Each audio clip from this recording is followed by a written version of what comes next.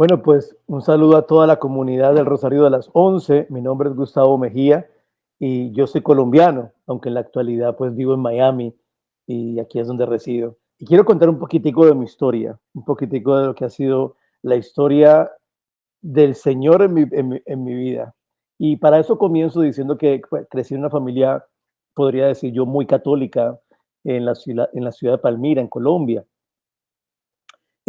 Crecí con mi papá, crecí con mi mamá.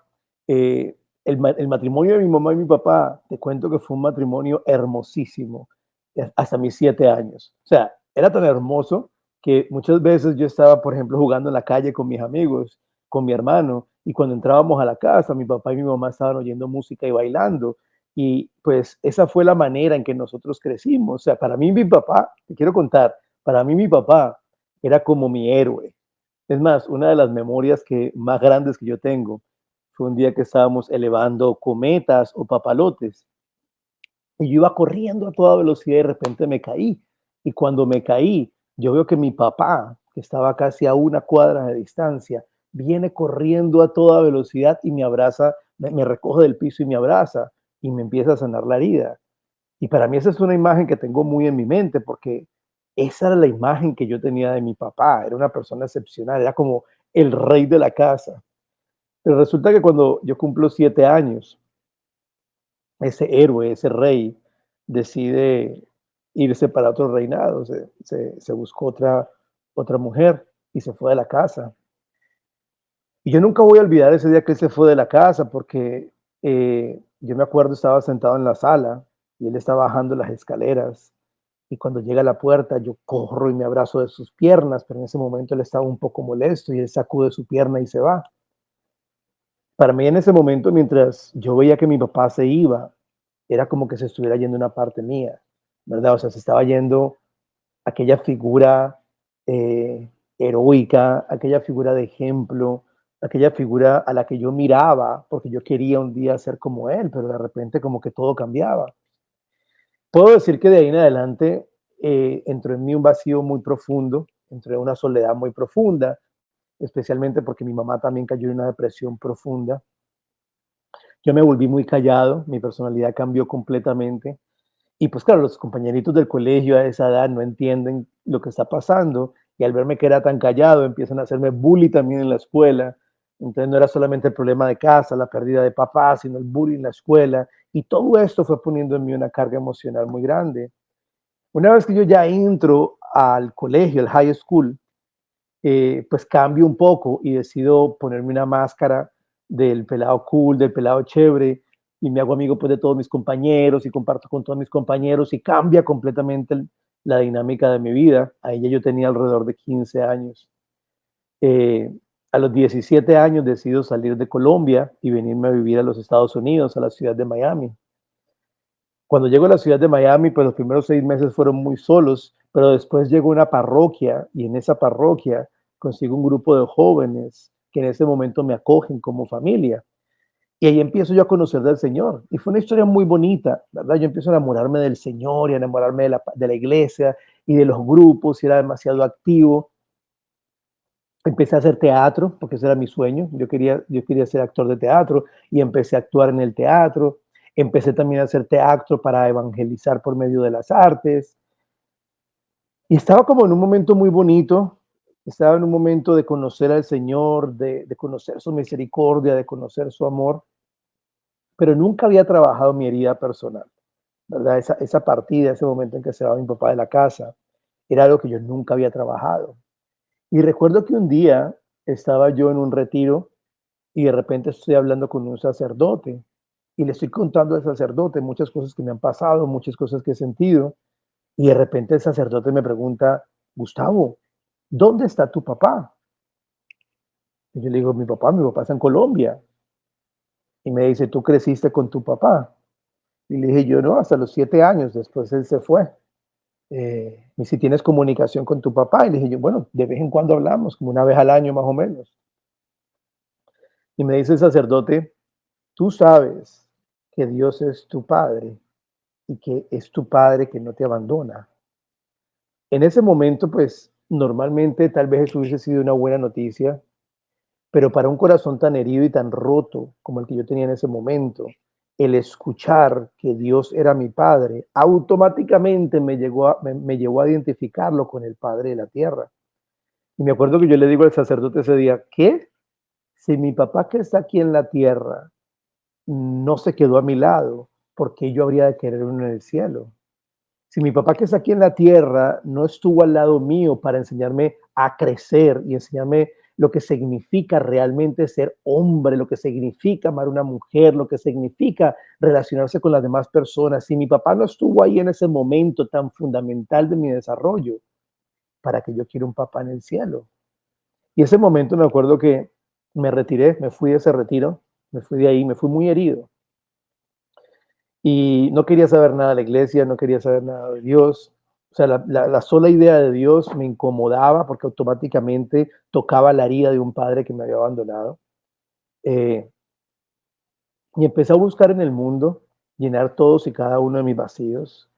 Quise ser autosuficiente y yo mismo querer callar ese dolor de esa herida profunda que yo tenía.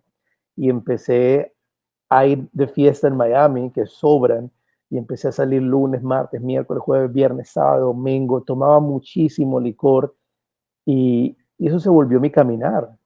Pero dentro de todo ese caminar, yo siempre me preguntaba, ¿por qué nada me llena? O sea, ¿por qué me sigo sintiendo vacío? Y en la mente en ese momento yo no me había dado cuenta o yo no había pensado en que cuando yo estuve con Dios no había tenido la capacidad de abrirme completamente a Él. Entonces yo pensaba, ya yo estuve con Dios y no fui feliz. Ya yo vine al mundo y no soy feliz. O sea, ¿qué más necesito? Y entre más vacío me llenaba, pues más alcohol, más fiestas, una sexualidad súper desordenada en ese momento. Y recuerdo que un día estaba yo en una discoteca y estaban todos mis amigos y todas mis amigas bailando. Y de repente yo me siento en la barra y los miro, que todos están saltando, está la música pues a todo volumen, hay luces, todo el mundo brinca, todo el mundo ríe. Y yo dentro de mí pensaba, ¿por qué yo no puedo ser feliz? O sea, porque yo cuando se apagan esas luces, se prende el vacío de mi corazón. O sea, ¿por qué yo no puedo tener eso que tal vez toda esta gente tiene? Pues en mi mente yo decía, tal vez parecen que son felices. Y me acuerdo que me metí al baño de esa discoteca y en el baño de esa discoteca me tiré al piso y empecé a llorar y a llorar y a llorar. Y lo único que yo le pedí a Dios en ese momento era que me quitara la vida. Yo decía, Señor, si yo estuve en la iglesia y no fui feliz, si yo ya estuve en el mundo y no soy feliz, si no va a haber nada que me haga feliz y que llene este vacío tan grande que tiene mi corazón, yo te pido que por favor me quites la vida, no quiero vivir más así. Ahora cuando yo hago memoria y pienso en ese momento, yo pienso que ese deseo que yo tenía en ese momento de morirme o ya de irme de la vida, no era un deseo de morir a esta vida, era un deseo de morir a esa vida que yo estaba viviendo, era un deseo de morir a esa herida que yo venía cargando por tanto tiempo, pero yo no lo entendía. Cuando salgo de esa discoteca, me voy, llego a mi casa, me levanto el siguiente día para un pool party que había y cuando voy para esa fiesta tengo un accidente, mi carro queda vuelto nada. Yo recuerdo que estaba en mi casa, no me pasó absolutamente nada, mi carro quedó totalmente destrozado y a mí personalmente pues no me pasó nada. Y estaba yo acostado en la cama el fin de semana sin un carro para salir y a mí la soledad me daba miedo en ese momento y el silencio me aturdía, ¿verdad? Ahora entiendo que, claro, la soledad y el silencio en ese momento eran como, eran como un llamado a cuestionarme qué estaba haciendo con mi vida. Entonces no quería estar solo. Y me acuerdo que cuando yo estaba en la cama, me acordé de que cerca a mi casa había un retiro de jóvenes. Y dije, yo voy a ir a ese retiro. Pero no voy a ir a ese retiro porque yo realmente quiera estar en un retiro. Voy a ir allá a entretenerme y a burlarme de esta gente porque no tengo carro, no tengo nada que hacer, así que me voy para el retiro. Salgo yo de mi casa y llego a esa iglesia que yo conocía muy bien, porque ahí era donde había estado yo casi por 6 años o 5 años, y veo que hay un retiro de jóvenes y están todos los jóvenes ahí, hay una cantante que está predicando y cantando. Cuando yo empecé a oír a la cantante, yo sé que esto es un cliché porque a todo el mundo le ha pasado. Bueno, a mí también me pasó. Yo sentí que ella me estaba hablando a mí, que la predicadora me estaba hablando a mí. Y yo dije, bueno, no, no quiero caer otra vez en esto, no quiero que me convenza de nada. Entonces me acordé que en ese salón, al lado, había un saloncito que siempre era como una pequeña cocina que tenían para los retiros. Y dije, me voy a meter a ese salón mientras esta señora termina de predicar, porque me quedo aquí capaz y me convence. Y me acuerdo que cuando abro la puerta, me doy cuenta que ese salón lo habían convertido en la capilla de oración durante ese fin de semana para el retiro. Y pensé yo, ¿qué hago? ¿Me quedo afuera escuchando a esa señora o me meto aquí con el Santísimo? Y en mi mente en ese momento todavía herido, todavía golpeado, pensé, si me quedo acá afuera, esa señora está hablando y capaz y me convence. Pero si me meto a ese saloncito, ese señor ni habla, así que no me va a convencer de nada. Y cerré la puerta. Yo no les miento que 5 minutos después de yo estar en ese saloncito, yo sentía que el corazón se me iba a salir. 10 minutos después, me encuentro yo en el piso, atacado en llanto, pero lloraba y lloraba y lloraba. Y en ese momento, cuando yo levanto nuevamente la mirada para ver al Santísimo, me doy cuenta que todos los jóvenes de ese retiro habían entrado a esa capilla y estaban en ese momento orando sobre mí, intercediendo por mí. En ese momento fue como yo sentir el abrazo del Señor en cada uno de ellos y yo cierro los ojos y recuerdo, parece como oírlo en mi corazón, que en ese momento el Señor me estaba diciendo a mí aquellas palabras que Él le decía a Jesús el día de su bautismo en el río Jordán. Yo sentía que el Señor me decía a mí, tú eres mi hijo amado en quien me complazco. Y esas palabras de Dios, esas palabras del Padre, para mí eran como un bálsamo que realmente tocaban lo más profundo de mi corazón y tocaban lo más profundo de esa herida de abandono que yo tenía de mi padre, porque ese eterno amor del Padre realmente me estaba acogiendo. Ahí empieza para mí un nuevo caminar en el Señor, pero es un nuevo caminar diferente, porque es un nuevo caminar donde realmente quiero abrir completamente la totalidad de mi persona y dejar que el Señor sea quien me sane y dejar que el Señor sea quien me muestre el camino que yo camine. Eh, en ese proceso de sanación, empiezo a escuchar algo sobre la teología del cuerpo y el tema me empieza como a gustar. Un tiempo después entro al seminario y en el seminario llega un señor a dar una charla y él se llamaba Christopher West. Yo en ese momento no sabía quién era Christopher West, no tenía ni la menor idea. Entonces, él va a dar un retiro de una semana. Y yo recuerdo que cuando Christopher West estaba hablando, cada una de sus palabras era como una respuesta a muchas preguntas que yo tenía. Era como que mientras él hablaba, el Señor iba trabajando directamente con mi corazón y lo iba restaurando. Christopher West en ese momento estaba dando una enseñanza sobre la teología del cuerpo, una introducción a las catequesis de la teología del cuerpo. Cuando él terminó de hablar, el último día del retiro, yo me acuerdo que él dice, mire, ahí están mis libros, mis cassettes, mis DVDs, quien quiera, ustedes son seminaristas, yo sé que ustedes no tienen dinero, así que lo pueden coger de gratis. Yo cogí uno de cada uno, cogí un link, cogí los libros, cogí el CD y empecé a leer y a leer y a leer. Y para mí el encuentro con la teología del cuerpo fue como un salvavidas que mientras la iba leyendo, me iba restaurando desde el principio, en el sentido filial del cuerpo, porque la teología del cuerpo nos dice que el cuerpo cuenta una historia y que el cuerpo tiene un significado. Y uno de esos primeros significados es el significado filial, el yo sentirme hijo, el yo saber que soy hijo, el yo sentirme profundísimamente amado por el Padre. En la teología del cuerpo, Juan Pablo II nos invita, la primera pregunta que él se hace es qué significa ser humano, y es una pregunta que para mí latía en mi corazón, ¿verdad? Constantemente, ¿qué significa ser humano? ¿Qué significa ser persona? ¿Qué significa ser hombre? ¿Verdad? Y es la primera pregunta que Juan Pablo responde en la primera parte de la teología del cuerpo, y él dice, Si queremos recordar lo que realmente significa ser humano, tenemos que mirar a Cristo. Esto me acuerda de Gaudium et Spes, la Constitución Pastoral del Concilio Vaticano II, que nos dice que Jesucristo le revela al hombre quién es el hombre mismo. O sea, si queremos recordar realmente lo que significa ser humano, tenemos que mirar a Cristo. Y Juan Pablo II nos invita a mirar a Cristo. Y cuando miramos a Cristo, Él nos invita al Evangelio de San Mateo, capítulo 19, cuando llegan los fariseos y le dicen a Jesús: Señor, podemos divorciarnos de nuestras mujeres. Y mira este proceso tan lindo, porque fue el proceso que Jesús tuvo conmigo. Primero Jesús les encuentra a ellos donde están, ¿verdad? Él les encuentra donde están. De la misma manera que a mí me encontró donde yo estaba en el baño de una discoteca, ¿verdad?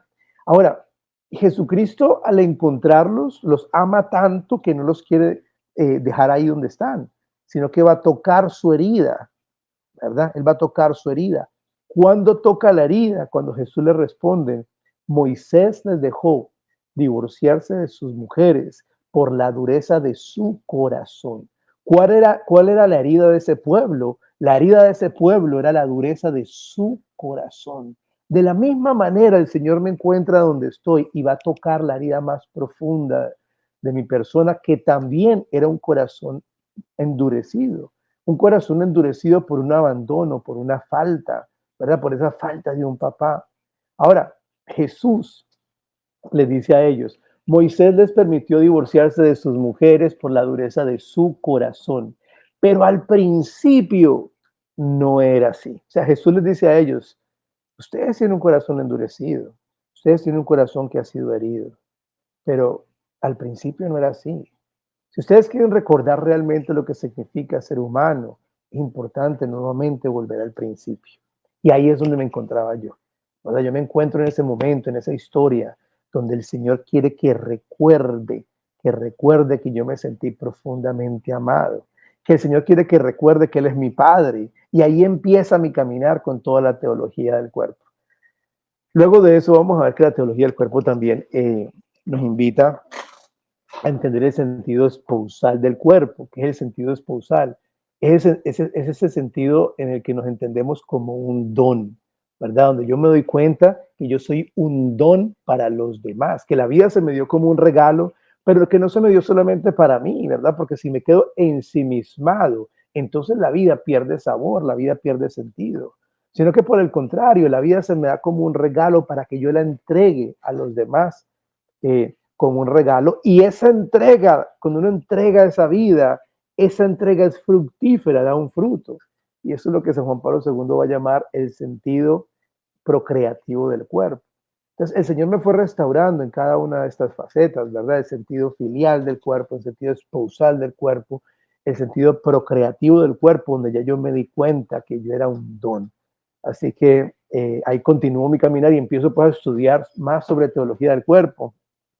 Empecé ya a ir directamente al Instituto de Teología del Cuerpo, me salí del seminario, discerné muy bien, me di cuenta que esa no era mi vocación y quise quedarme como laico, trabajando en lo que es la evangelización por medio de esas enseñanzas de San Juan Pablo II.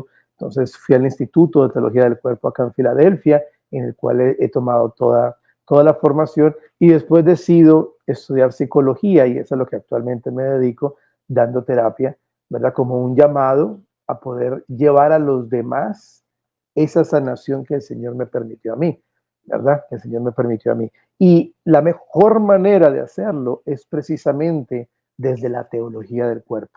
Juan Pablo II, en la primera parte de la teología del cuerpo, él va a desarrollar lo que se llama una antropología adecuada. ¿Qué es una antropología adecuada? Es una manera correcta de entender a la persona humana. Porque en la actualidad solemos entender el ser humano desde sus heridas. Muchas veces en la psicología nos dicen de que no se trata de cambiar las ideas de las personas, sino simplemente afirmarlas, ¿verdad? Aunque vengan de una herida, aunque vengan de un desorden. Pero con la teología del cuerpo, pues nosotros nos damos cuenta de que no es así, ¿verdad? Y Juan Pablo II, en su antropología adecuada, él divide la antropología en tres partes, ¿verdad? La primera es lo que él llama el hombre original, o sea, ir al principio y recordar desde el principio el plan que Dios tenía para cada uno de nosotros. Dios después va, Juan Pablo II después va a hablar del hombre histórico. ¿Qué es el hombre histórico? Es el hombre desde el pecado hasta la redención, ¿verdad? Esa es la parte de la historia, del Cronos.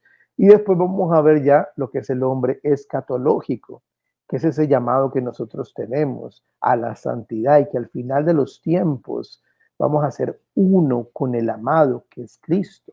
Entonces que cada uno de nuestros deseos, cada una de nuestras pasiones, cada una de las cosas que se mueven en nuestro corazón apuntan directamente a esa unión con Cristo, donde todas nuestras hambres van a ser llenadas. O sea, Jesucristo, que fue lo que yo entendí a este punto, yo entendí esa hambre que yo tengo de vida, esa hambre tan gigante que no he podido llenar en ninguna parte. Dios la puso en mi corazón. ¿Por qué? Porque hay un banquete celestial que corresponde directamente a esa hambre. Y que por más de que yo intente llenar mi hambre en cosas de este mundo, no voy a poder llenarla. Eso es lo que se llama una adicción. Es cuando intentamos llenar nuestros deseos de infinito con cosas finitas. Y eso es lo que yo estaba haciendo. O sea, estaba tratando de llenar ese vacío que Dios puso en mi corazón para llenarlo Él. Yo lo quería llenar con cosas de este mundo. Entonces, obviamente, ¿qué estaba haciendo? Me estaba destrozando a mí mismo. Estaba dañando mi propia persona. Estaba dañando el plan de Dios para mi vida. Y la teología del cuerpo es la que empieza a organizar, ¿verdad? Empieza a organizar poco a poco cada una de esas potencias del alma, cada una de esas pasiones, cada uno de sus deseos, cada una de esas emociones para que apunten directamente a Jesucristo, que es capaz de llenarla todas. Y esa es la invitación, ¿verdad? Que yo quiero hacer, porque fue hasta el momento en que realmente que yo me conecté con mis heridas, que me conecté con mis hambres, que pude ver en Jesucristo la respuesta que yo estaba buscando. Y si nosotros, por ejemplo, vamos al Evangelio de San Juan, nosotros vamos a ver que la primera pregunta que sale de la boca de Cristo, la primera pregunta es ese momento en que los discípulos de Juan el Bautista lo están siguiendo a Jesús. Y Jesús se da cuenta que lo siguen y él se voltea y los mira y les pregunta qué buscan, ¿verdad? ¿Qué quieren? Para nosotros realmente poder saber que Jesucristo es la respuesta, yo tengo que saber cuál es mi pregunta. Para yo poder darme cuenta que Jesucristo es capaz de llenar todas mis hambres, tengo primero que conectarme con esas hambres. Tengo que preguntarme a mí mismo, ¿qué es lo que estoy buscando en todo lo que estoy haciendo? Porque si sigo repitiendo los mismos patrones y no estoy lleno, tal vez eso que estoy haciendo no está supuesto a llenarme. Solo Jesucristo puede llenarme. Y eso es lo que yo pues me voy dando cuenta con la teología del cuerpo y más me hace enamorarme de este tema. Y bueno, eso ya ¿hace cuánto fue eso? Yo diría que son como 15 años ya. Y después de 15 años empecé yo pues a meterme en este proyecto evangelizador en el cual vamos compartiendo la teología del cuerpo con jóvenes, con matrimonios, con parejas, con grupos juveniles, llevando esa buena nueva. Y yo te digo una cosa, estamos pasando momentos difíciles, ¿verdad? Podemos decir que la sociedad de hoy tiene un cáncer, podemos decir que la sociedad de hoy tiene un cáncer, pero aquellas personas que han pasado un proceso de cáncer se pueden dar cuenta que cuando se quiere atacar el cáncer, se ataca a nivel celular. Así que si la sociedad de hoy tiene un cáncer y queremos atacar ese cáncer de la sociedad de hoy, tenemos que atacarlo a nivel celular. ¿Y cuál es la célula de la sociedad? Nuestra iglesia enseña que es la familia. Por lo tanto, ese cáncer social se puede atacar a nivel familia. Pero tenemos que recordar lo que significa la familia. Por eso la teología del cuerpo nos recuerda y nos da un lenguaje filosófico y teológico capaz de que podemos entender y profundizar y enamorarnos del sentido de familia. Porque además Juan Pablo II va a decir algo muy importante. Y él va a decir, si la célula es si la célula de la sociedad es la familia Cada célula en el centro tiene un núcleo. Por lo tanto, ¿cuál es el núcleo de esa célula llamada familia? Él dice, el núcleo de esa célula es cada hombre y cada mujer que se unen para generar familia. Entonces, qué importante es nosotros poder realmente recordar lo que significa ser hombre. ¿Cuáles son esas características del hombre que apuntan a la imagen y semejanza de Dios? Recordar qué significa ser mujer. ¿Cuáles son esas características únicas que tiene la mujer que me revelan el misterio de Dios? Porque tanto el hombre con toda su masculinidad como la mujer con toda su feminidad revelan características únicas de Dios, porque los dos han sido hechos a imagen y semejanza de Dios. Y por eso es tan importante que realmente recordemos lo que significa ser hombre, lo que significa ser mujer, lo que significa la unión de estos dos, lo que significa la familia, lo que significa el matrimonio. Qué importante. Eh, y nada, de verdad, muchísimas gracias por la invitación. Esta es mi historia que quería compartir con cada uno de ustedes y también dentro de esta historia poder compartir un poquitico sobre lo que ha sido mi experiencia personal con la teología del cuerpo, mi experiencia personal con este legado de amor que nos dejó San Juan Pablo II y que estoy seguro que es la herramienta perfecta, la herramienta adecuada para poder responder a todos los retos que la sociedad de hoy nos quiere presentar en todas las diferentes ideologías que se nos están queriendo proponer. La teología del cuerpo nos da un lenguaje adecuado para poder responder desde el amor a cada una de esas realidades. Así que muchísimas gracias. Mi nombre es Gustavo Mejía, aquí desde Miami. Un saludo para todos y que el Señor los bendiga.